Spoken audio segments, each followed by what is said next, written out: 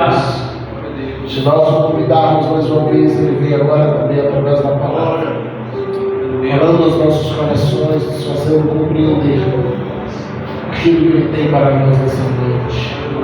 Pai, nós te convidamos, nós te chamamos a continuar nesse lugar, Pai. Já fui visitado pela Tua presença aqui nesta noite.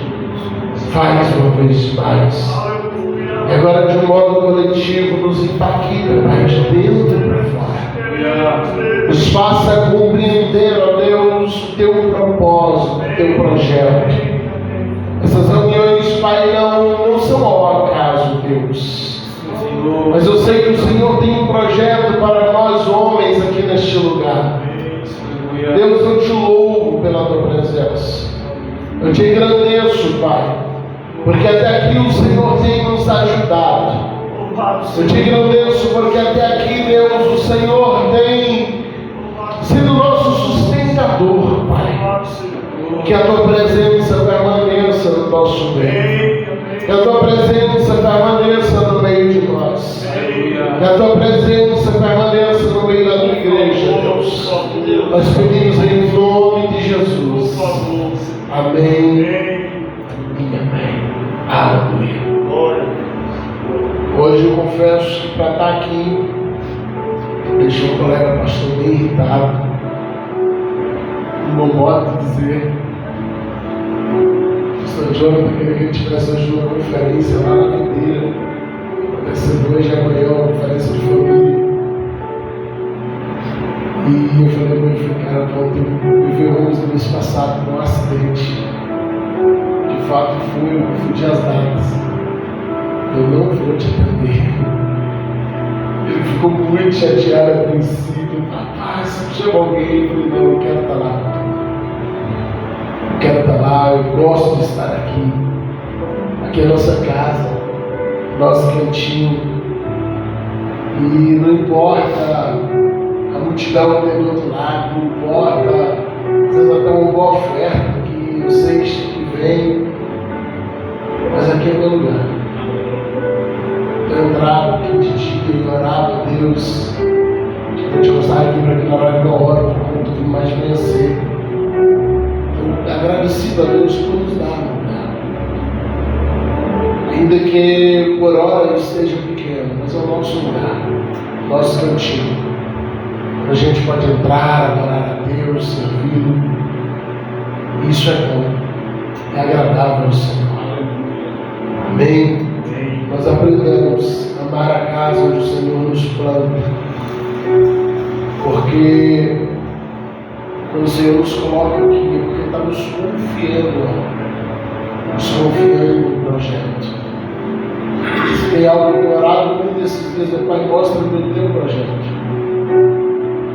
Eu não quero ser para os céus uma frustração, se é que isso é possível.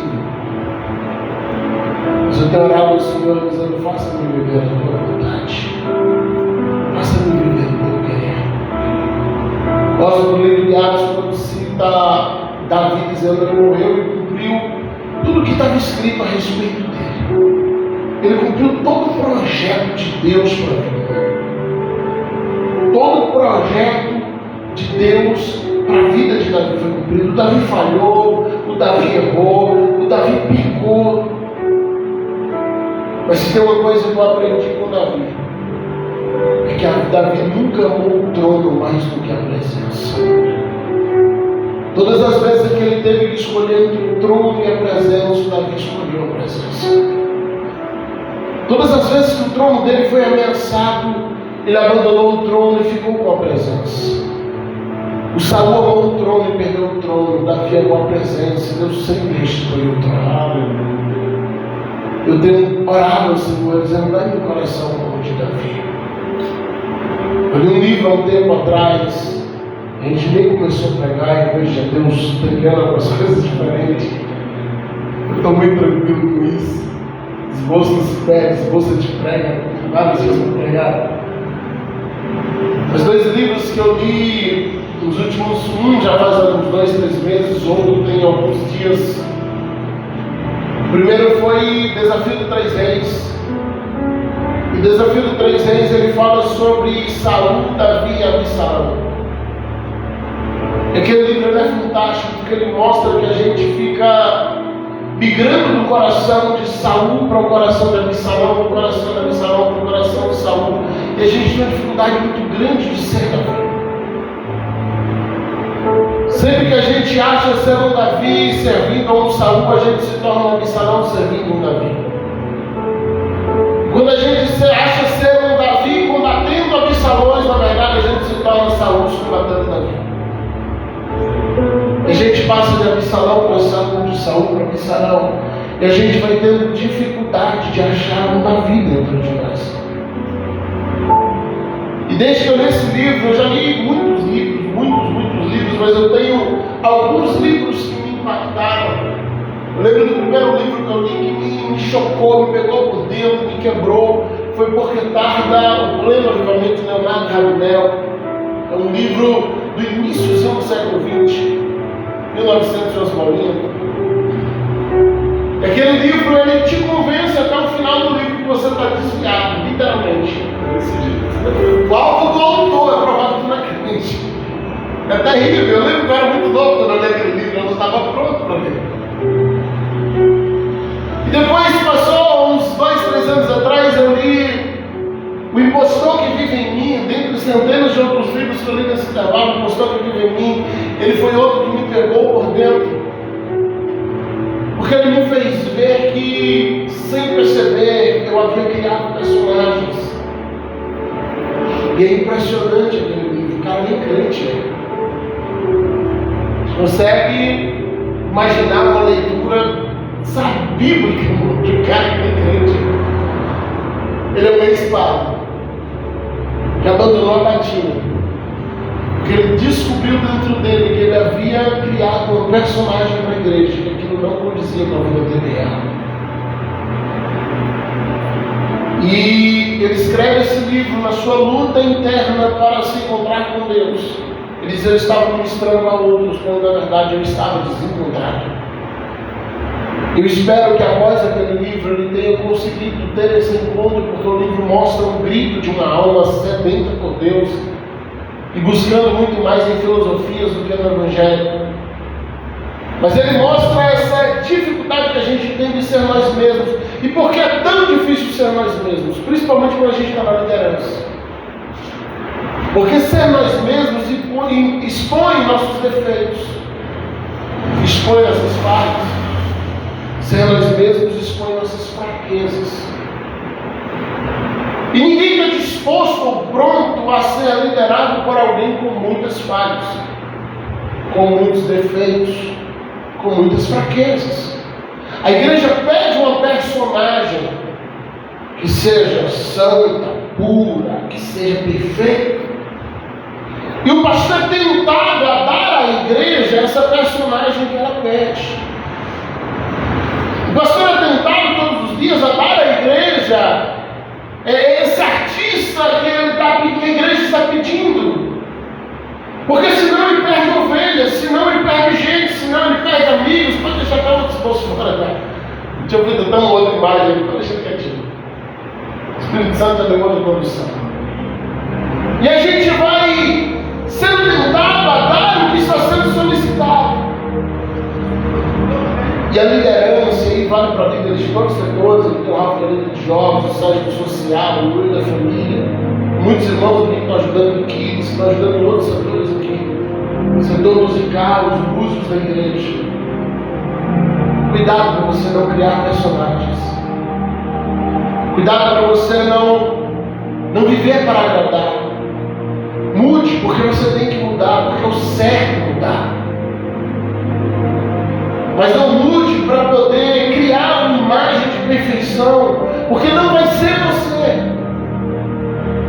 E tudo que eu faço não sendo eu é forçado, e isso tem prazo de validade. O rio de Deus precisa correr dentro de mim. O rio de Deus precisa fluir dentro de mim. A água não tem validade, a água a gente pega e é água, irmão. Mas se você olhar ali naquele garrafão, tem um prazo de validade dele. Eu ouvi o apóstolo Zé falando isso no Estado Português essa semana.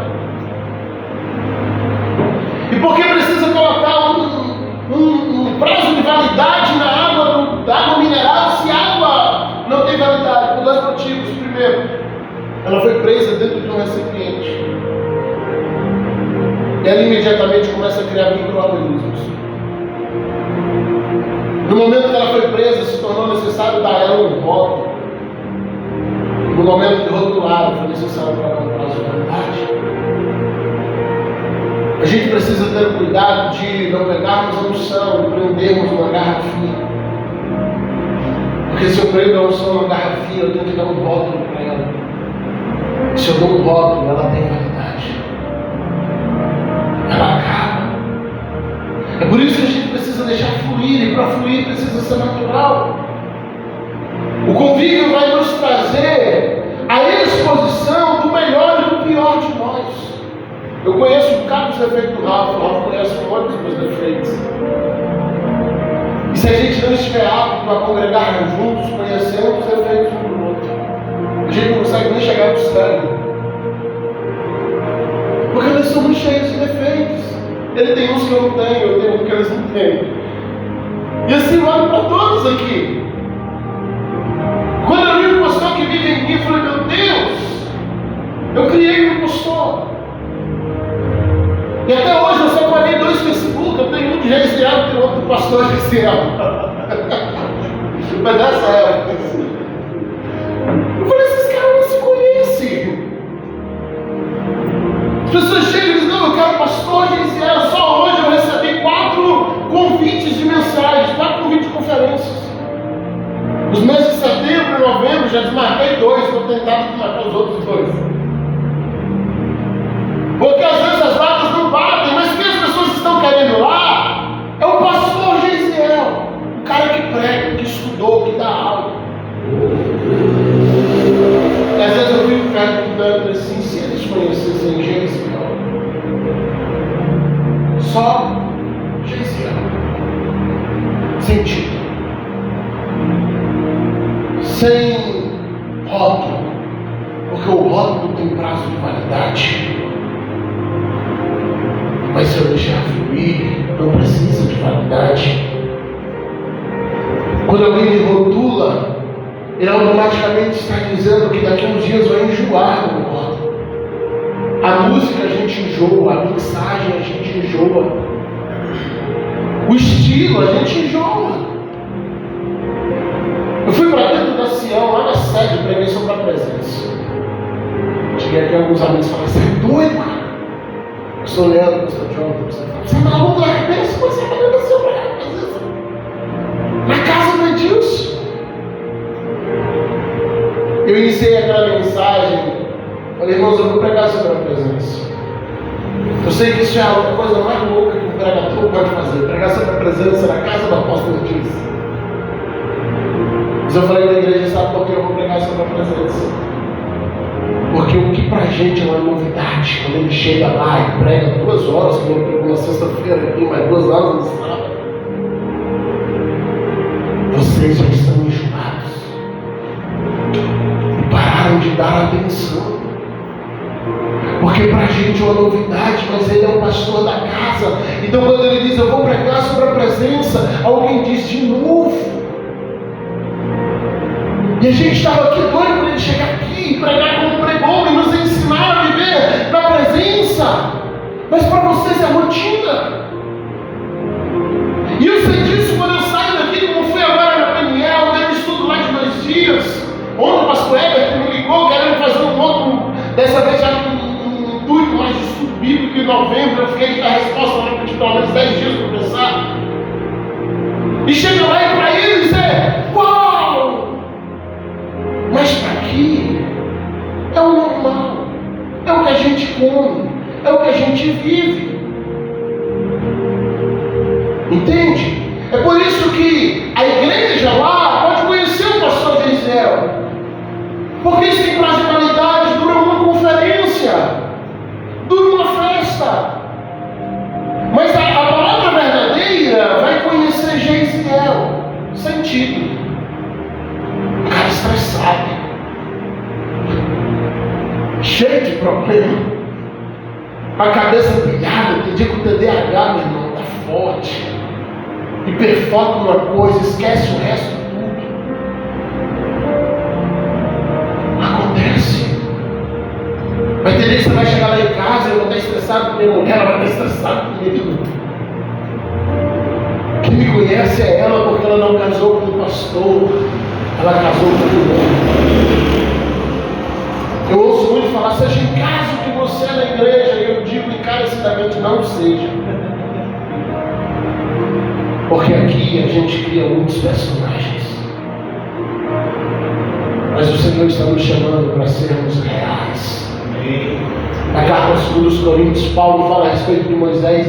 E a carta aos 2 Coríntios ela é fantástica. Porque Paulo escreve a primeira carta aos Coríntios. Na verdade, o que a gente chama de primeira carta já é a segunda. A primeira carta verdadeira, ela sumiu, ela se perdeu ao longo da história. Então a gente tem a segunda e a terceira. Mas Paulo escreve o que a gente conhece como primeira carta aos Coríntios e ele desce o pau.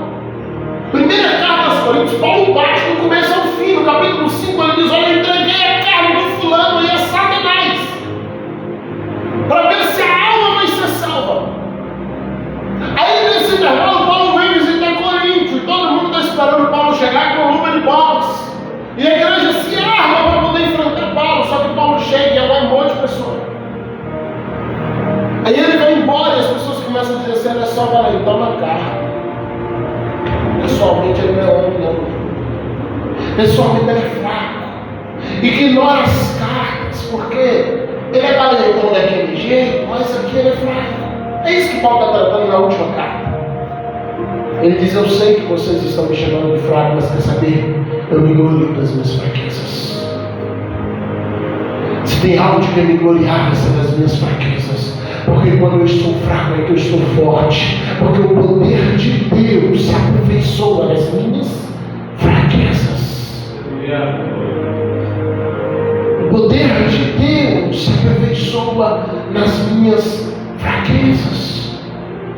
Não quando eu sou fraco, estou pecando, então o poder de Deus não é isso. Mas quando eu reconheço as minhas fraquezas, eu corro para Jesus e digo: era sobre isso que eu li aqui quando eu comecei só a ler, sobre Judá e Tamar. Tamar descobriu os pontos fracos de Judá e ela usou tudo aquilo contra ele. Ela correu atrás de trazer a público os pontos fracos dele. E ele caiu em todas as armadilhas que ela fez, porque era o ponto fraco dele. Mas sabe, Deus não está aqui querendo expor o ponto fraco, Deus está querendo apenas tratar.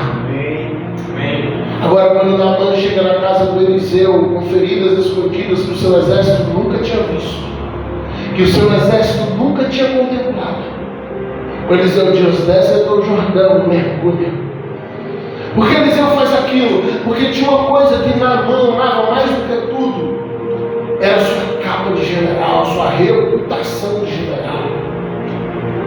Você imagina quantas batalhas aquele homem não batalhou gemendo, chorando, amargurado, mas ele não podia contar para ninguém que era leproso, porque senão ele ia perder o cargo. Então ele chega ali acompanhado dos seus soldados, mas ninguém sabe o que ele foi fazer. É escondido, não, meus problemas, irmão. Ferida abafada vira câncer. Ferida trancada vira câncer. Eliseu diz: vai lá e mergulha. Tu ama essa capa demais, tu não vai mergulhar com ela. Só que tem uma coisa que tu gosta mais do que teu nome, é o título de general, a capa do general. E a Bíblia diz que depois de muito lutar, ele chega na beira do rio, ele tira a capa. Ele expõe suas feridas, os soldados acabam de descobrir que ele é leproso. O general é leproso. Afasta dele, é leproso. Mas depois de expor-se, ele procura. Porque ele não expõe para humilhar, ele expõe para curar. Às vezes a gente luta tanto para abafar as feridas e elas só crescem. O Senhor está querendo expor algumas coisas que estão em nós. Por que Ele faz isso? Para curar, para santificar, para nos trazer de volta a santidade. Falei do Ricardo Leonardo Rafael. Eu tenho esse livro, acho que todos em PDF. Se quiser, depois eu dou para vocês. Quem gosta de ler, porque quantas bate a preguiça. Pronto. Aí depois o livro pastor que vivia em mim. Aí uns 3 meses atrás eu li Desafio de 3 Reis. Absalão, Davi, Saul. Li recentemente um outro que acrescentou Joabe nessa equação. Eu achei fantástico também. Então o quarto terminou de dar um soco em meio da cara. Lealdade, deslealdade. Pequenininho, 90 páginas. Eu lembro agora, não sei, ontem, sei, 2, 3 dias, 150 páginas. Cultura da honra. Perfeito, maravilhoso. O meu 50 páginas em menos de 2 horas, que é fantástico. Mas sabe, esses 2 últimos que eu li Desafio de 3 Reis, primeiro, me fez ver que eu estava migrando de Absalão para Saul, sem conseguir chegar em Davi. Eu falei muito com Deus, eu sei que eu não servia ao Davi. Hoje eu consigo identificar assim, eu estava certo, eu servia ao Saul. O que eu não conseguia identificar é que para o meu Saul, eu não era o Davi, eu era o Absalão. Eu estava certo em dizer, eu estou servindo ao Saul. Mas eu não estava certo quando eu achava que eu era um Davi para o meu Saul. Porque a verdade é que por muitas vezes bateu 2 bicudos. Quando Absalão e Saul se encontram no mesmo recinto, irmão, Saul joga lança, mas Absalão devolve a lança. O Davi corre, Absalão não, Absalão joga a lança de volta. Eu comecei a orar dizendo, Deus, já falhei como servo. Não me deixe errar de novo como líder. Porque é difícil quando Deus te coloca lá na posição. Você olha para um lado e para o outro e vê que você está cercado de lanças e pode tirar elas. Pode ferir, pode matar. Se bem que não pode, mas no âmbito físico da coisa. E diariamente a gente tentava também pegar uma lança e jogar de volta. E às vezes eu até pego algumas e jogo. Alguns aqui já foram acertados por lanças minhas. E quantas vezes depois de atirar uma lança, eu corri por aqui no dia seguinte e chorei dizendo, Deus, eu joguei uma lança. O Davi abandonou o trono e correu, mas eu peguei minha lança e joguei, Deus.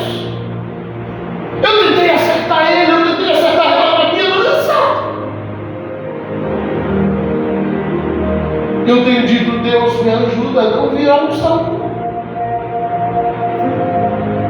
Para você que ainda não lidera, por favor, ore dizendo, Deus, não me deixe virar um Absalão. O livro Lealdade e Deslealdade acrescentou uma quarta pessoa na conjunção dos 3 que Desafio de 3 Reis já tinha criado, que é o Joabe. O Joabe é fantástico, eu nunca tinha pensado nele.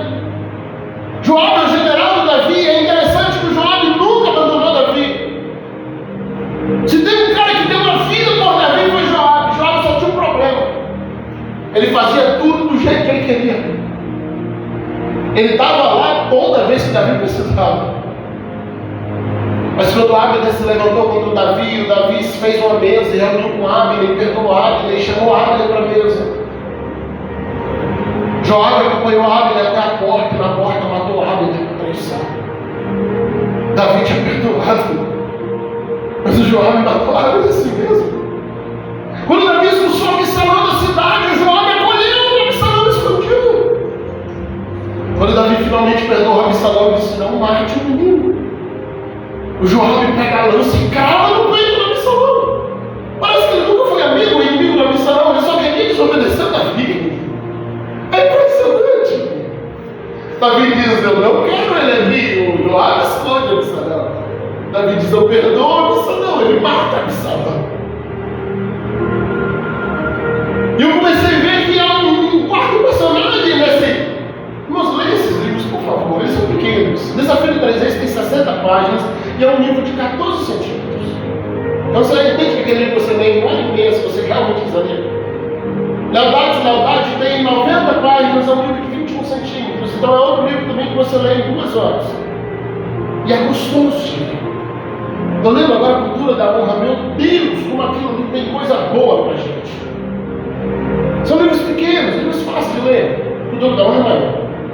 A premissa dele para levar também é gigante. Mas leia esses outros, pelo menos que são pequenininhos, porque eles nos revelam o nosso coração. E uma coisa triste é quando Deus pega um espelho e joga na tua frente. Diz: olha para você. Se tem um cara que eu odeio aqui no espelho. Se tem um cara que eu tenho uma raiva, aquele cara do espelho.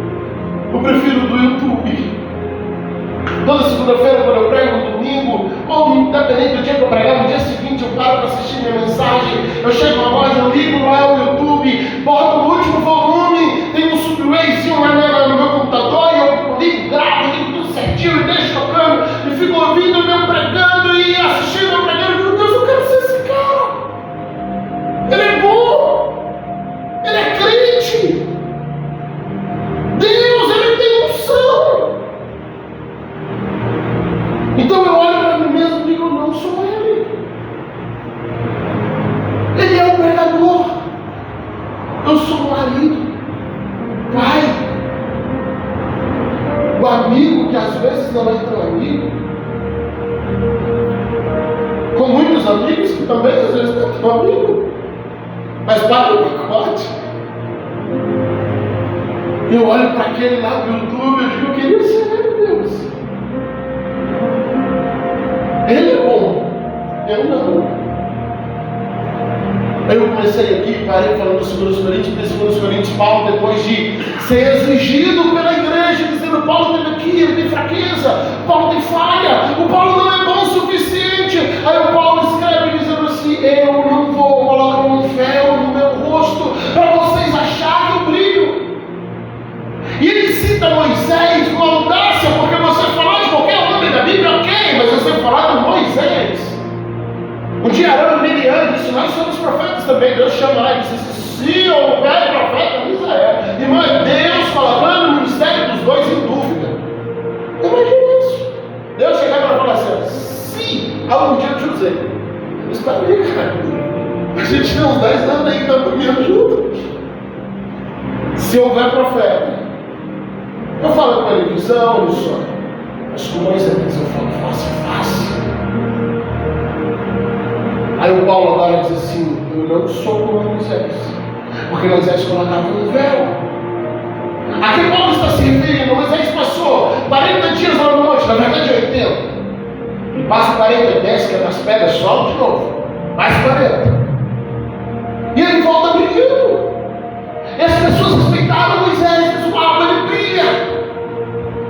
Aí o Moisés ficou todo felizão, porque agora tudo que ele mandava, todo mundo obedecia, afinal de contas, o cara está brilhando, irmão. Pode ser lá na ponta dele e eu ser incinerado. Quem brilha, ele está resplandecendo, eles obedecem. Só que passou uns dias e o brilho foi sumindo.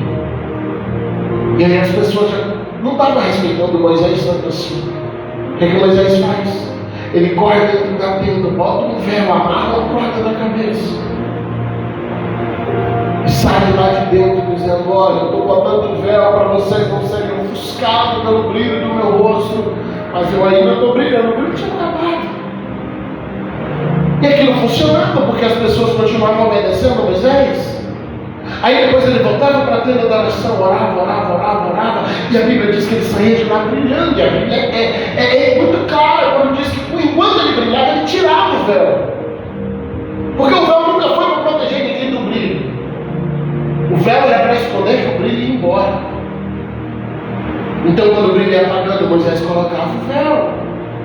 Aí agora a igreja de Corinto está dizendo: Paulo não é bom, Paulo não é santo, Paulo não é isso, Paulo não é aquilo outro, Paulo não é aquilo outro, Paulo. Eles descobriram que Paulo era gente. Ufa, descobriram agora. O apóstolo Paulo é um ser humano. Nossa! Aí Paulo diz: eu não vou pôr um véu para agradar vocês. Eu não vou pôr um véu para ser honrado. Eu não vou pôr um véu para ser respeitado. Mas nós, e ele chama toda a igreja, com o rosto descoberto. Ali ele não fala dessa face, ele está falando de: vou dar minha cara tapa. os meus erros expostos. Eu não vou pôr uma capa em cima das minhas feridas, eu vou deixar vocês saberem onde elas estão. Eu não vou esconder como Naamã e traz uma capa do apóstolo. Não. Com o rosto descoberto, as feridas expostas. Ousadamente entrarei no Santo dos Santos. Oh, aleluia. Ousadamente. Porque nunca teve a ver comigo. Nunca teve a ver com quem eu sou. Tem a ver com o que eu carrego. Isso é maior do que eu. Eu lembro quando eu viajei para poder conversar com o pastor presidente, falar que íamos iniciar a palavra verdadeira. Eu lembro daquela viagem que eu fiz uma brincadeira, porque desde uma viagem que eu fiz, na Bendita, no Horizonte, o carro chacoalhou daqui até o Nápoles com a mola quebrada. E eu ouvi para tirar o motorista, né, gente falar para o motorista que estava viajando no sentido contrário. Entrei no banheiro e os dois entraram também. E o motorista que fazia o sentido no Nápoles Conquista encontrou o nosso motorista que estava fazendo Conquista ao Nápoles. E ele falou assim: e aí, como é que está a viagem? Você te tomba antes de chegar no sul. Porque o carro chacoalhava de um lado para o outro. Estava a irmã Cida, a irmã Isabela, minha esposa. Era aí, estava no congresso do Unimig que até de Vitória. Perdemos o ônibus lá no Unimig. Não chegamos. Não chegamos a tempo. E aí, desde aquela ocasião, eu tenho muito medo de viajar de ônibus. Eu viajo, mas eu tenho muito medo, eu tenho uma fobia. Então, no dia que eu vou viajar de ônibus, se eu vou viajar sozinho, eu vou de ônibus, eu me despeço da minha família literalmente para morrer. E eu lembro desse dia que eu falei com a minha esposa, por exemplo, pessoa, a gente vai lá, conversa, fala com o pastor dentro da sala do ministério, e na volta eu vou. Ela falou assim: não fala nada assim não, eu fico muito desligado nesse medo, é algo que eu tenho que tratar. Ela falou assim: o que eu faço no caso desse? Eu falei assim: continua o projeto, porque o projeto é maior do que nós, a visão é maior do que a gente, sempre vai ser maior do que a gente, o propósito sempre vai ser maior do que a gente. Se alguém que está aqui congrega aqui por causa de mim, em algum momento vai sair, irmãos, tem um outro de validade. Vai se pôr pela visão, a visão é imortal. O propósito é imortal. O projeto é imortal. Ele dura até a eternidade. O que Deus estabelece vai até a eternidade. Se torna maior do que eu, se torna maior do que você.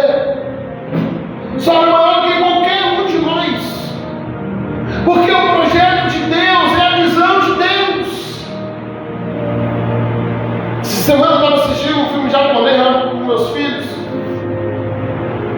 Acho que era chinês. E aí chegou o pessoal diante do outro, pai dobrou e meu filho falou assim: filho, pai, eles não estão adorando. E eu fui explicar que era cultural, eles não apertavam a mão, eles apenas davam leve inclinado. Mas quando você vai estudar o que eles têm em mente, é interessante. Porque se você perguntar para o oriental por que ele faz aquilo, ele vai te explicar dizendo: eu não faço isso para a pessoa. Eu faço isso porque ela tem dentro dela. Então é por isso que quando eles chegam diante de um professor, eles se dobram de modo muito maior, até do que diante do imperador. E até o imperador se dobra diante do professor. E quando os filhos estão para casar e eles chegam no final do casamento e vai viajar para a lua de mel, eles chegam para os pais e normalmente eles não se inclinam, eles se jogam no chão. Porque não tem a ver com a pessoa, mas tem a ver com o que ela carrega, com o que ela representa para ela. E é interessante a cultura. Porque eles aprenderam a valorizar o que você carrega, mais do que você. Agora, eu não posso recusar um vaso e me usufruir apenas do que o vaso carrega. Porque senão toda vez que o vinho acabar, eu jogo o vaso fora. Toda vez que o azeite acabar, a gente vai jogar o vaso fora. Vai ter dia que todos nós que estamos aqui, vai chegar aqui para ministrar, a gente vai estar cheio da unção. Vai ter dia que a gente vai estar acabado, cansado, angustiado, vazio, fácil sem orar. Se a gente só honrar o que ele carrega também e não aprender a honrar os vasos, a gente vai começar a jogar os vasos fora. Lembro de uma frase que eu falei isso para alguém uma vez, sobre alguém. Estava discutindo com o ministério, porque eu queria muito que aquele obreiro recebesse a unção pastoral, a consagração em cargo pastoral. Alguém me disse uma frase que depois eu ouvi de outra pessoa também dizendo assim: ele é político. Quando ele conseguiu o que quer, ele vai virar as costas e ainda vai matar você. Eu vou dizer para você que depois não tem ninguém que não tem. Alguns aqui sabem o que eu estou falando. Alguém já conviveu conosco no tempo muito passado. Sabe, às vezes a gente tem essa dificuldade de pegar a história, porque isso vai mudar no seu casamento, vai mudar na sua igreja, isso vai mudar todo o cotidiano que você vive. Lá no emprego onde você trabalha, talvez você pode chegar amanhã e ter uma grande discussão com o seu patrão, mas talvez esse mesmo patrão já te ajudou muito por trás. E a oração desses dias a Deus: me ajuda a ser leal. Me ajuda a ser leal. Me ajuda a ser leal com os meus amigos. Me ajuda a ser leal com os meus subordinados, com os meus obreiros, com os meus irmãos. Me ajuda a ser leal com os meus superiores. No dia que eu li lealdade e deslealdade, eu corri, desesperei, falei com minha esposa: eu preciso trazer o pastor Sebastião aqui.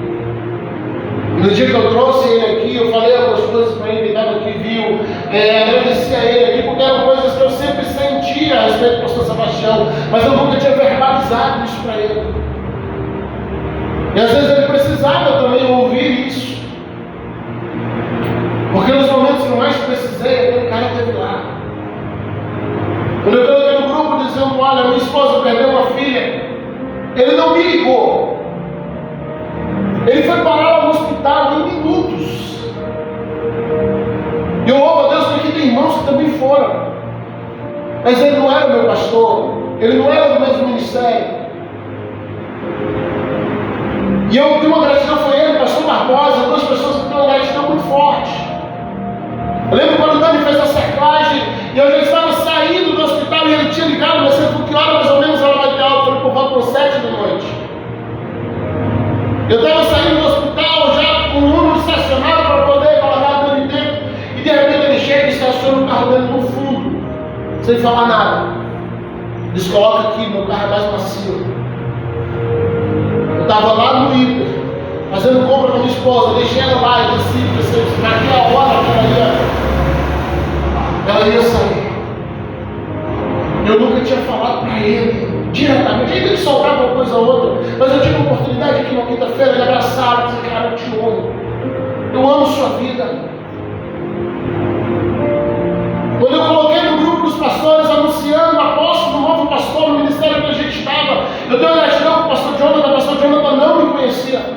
Nós estávamos no mesmo grupo, mas o grupo tem 260 pastores. Eu lembro que imediatamente o telefone toca, eu atendi e disse: o pastor Jonathan vai vir. Eu vi você colocando lá: apóstolo, pastor, o que aconteceu? Eu falei: não, estou me desligando do ministério. Esse cara vem aqui, você precisa passar. Conta comigo, eu vou estar do teu lado. Eu não conhecia ele. Então hoje eu preciso ser leal. Amigos que estão, que estiveram do meu lado, pegaram junto, e como o Senhor viu usar o missionário de nós para profetizar, dizendo: Deus vai levantar pessoas para dizer: eu estou contigo. Eu tenho aqui homens que pegaram na minha mão e disseram: eu estou contigo, pastor. E eu sou grato por isso. Eu tenho dentro do meu coração gratidão por isso. Pastor, você quer chegar com essa mensagem? Eu quero te ensinar um princípio de honra, uma cultura de honra, porque eu tenho aprendido que isso vai nos levar a uma prosperidade.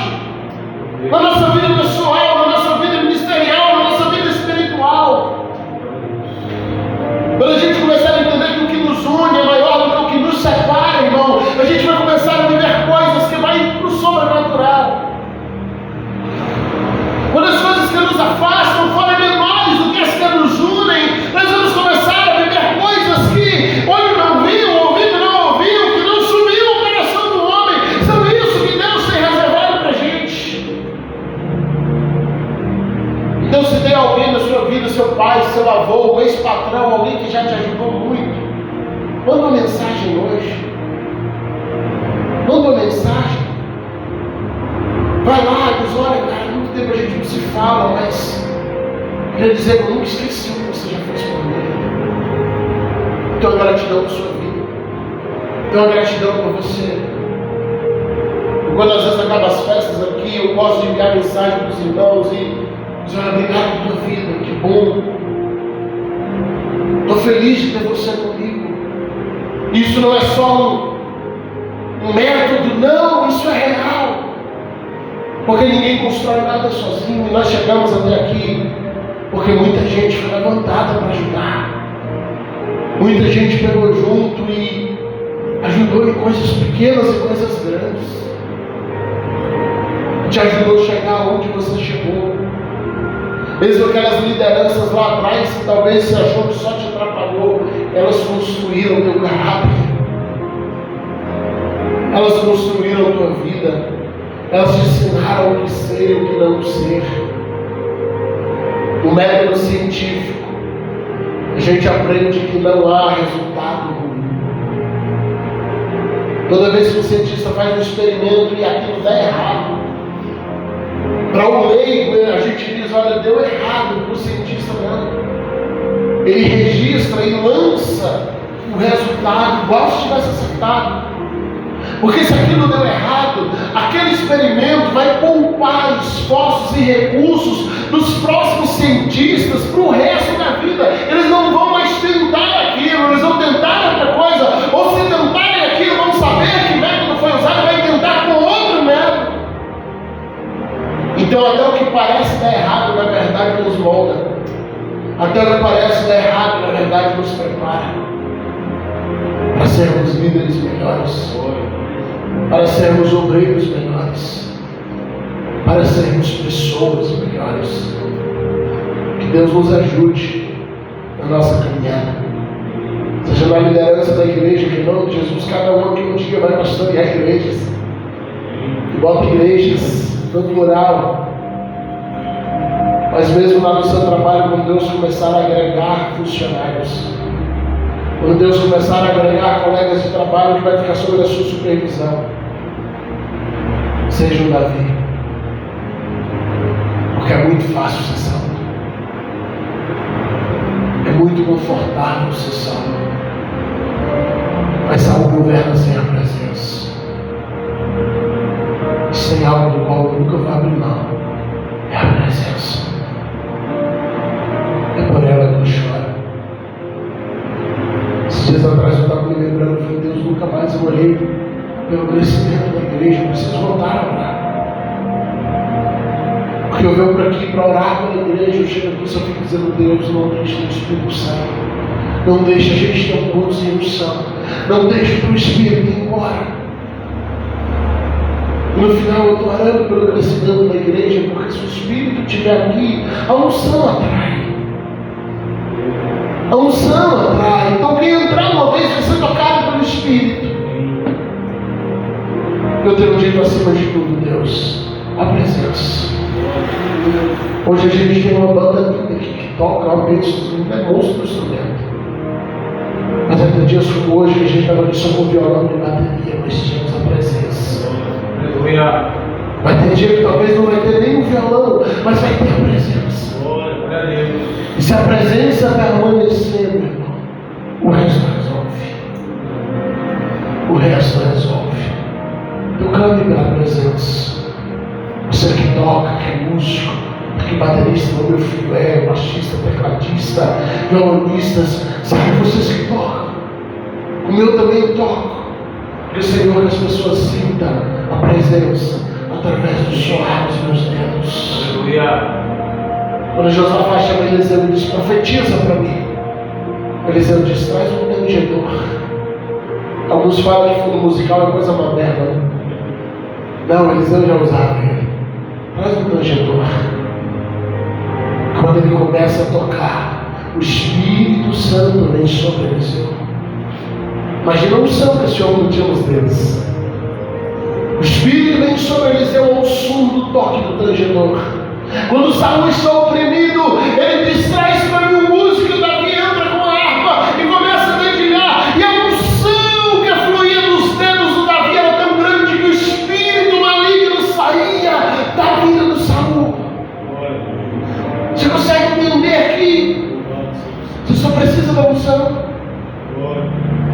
Você só precisa da unção. Eu já vi a unção descer em cultos, num tribal de bateria, coisa mais. Parece que Deus os vai e fica doido. Mas alguém cheio do Espírito começou a fazer um tribal e aquele batido, de repente, na batida dos tambores, o Espírito Santo veio. A unção estava na bateria, não, irmão. O Senhor não unge coisas, Ele unge pessoas. Se o baterista estiver cheio do Espírito Santo, o som da bateria é capaz de tocar pessoas.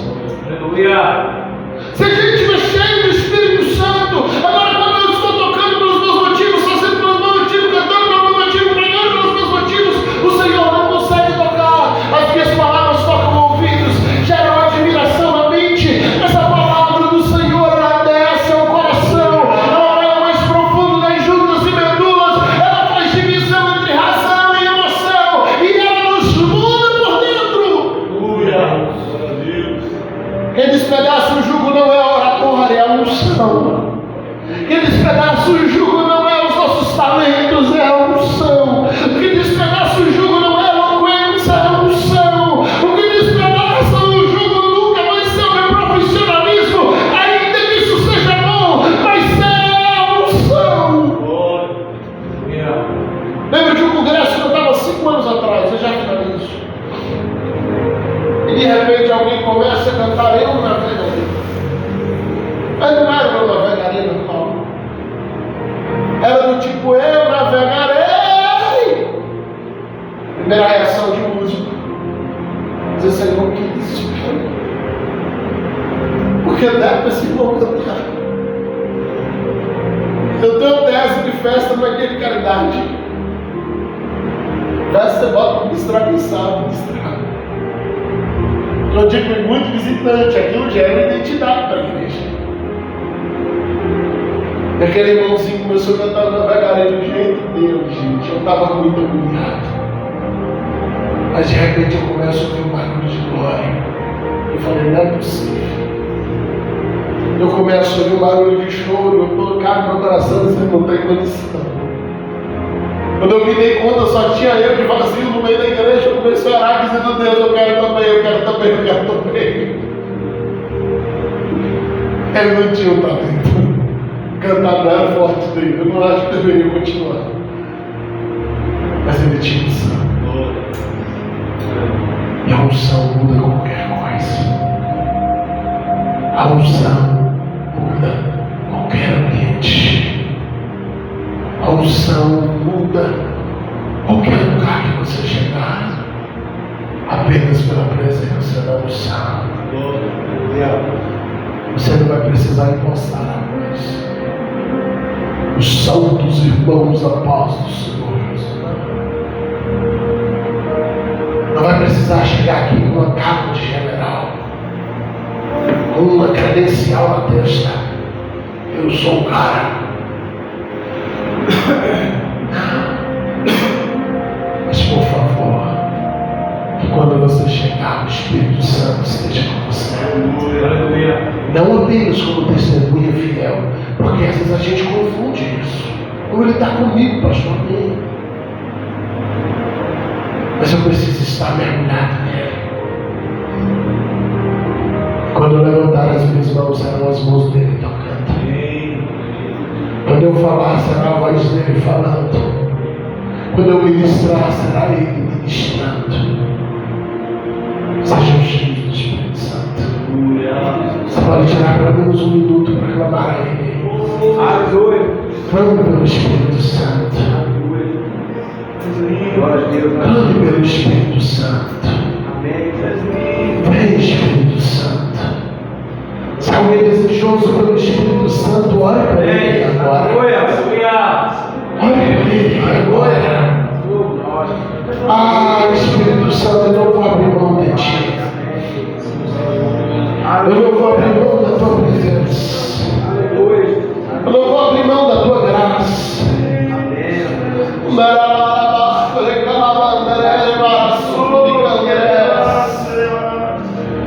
Ah, Espírito Santo, pode nos faltar tudo, mas não nos falte o Senhor. Pode nos faltar tudo, mas não nos falte o Senhor.